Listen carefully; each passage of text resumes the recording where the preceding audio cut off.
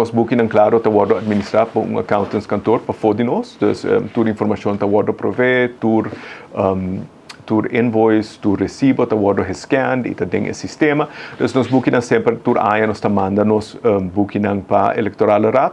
Dus tur costa na ordo, obviamente único donação que drenta word que na partido se comita dimi e dimitata, dus não tem secreto inanan. Dus realmente campanha tá matendo delas explicação se nós não a rifa, para mim saco hopi partido a rifa. Mi entendimento tá com rifa tá cai para fodi lei, dus posso mim tá querer que partido não tem registro de quem compra cada rifa de 10 a 5 florin. Dus a lei não está hopi bom trabalhar. Me tá querer sempre ter mais transparência, pero lo que nós encadenamos plano de partido tá, com os que passa para eleição financiar publicamente. Maneira tá na certo país europeu para nós sacar placa privada de eleição.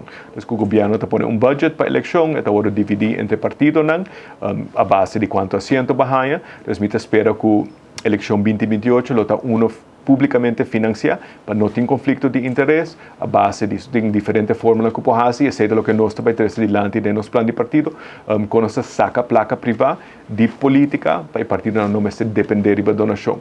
Para comunicar bom mensagem, bom ter de presupuesto, a campanha está caro, então é conflito de interesse que nós queremos diminuir, pero me quer ser uma solução e essa sempre é política, mas queda caro.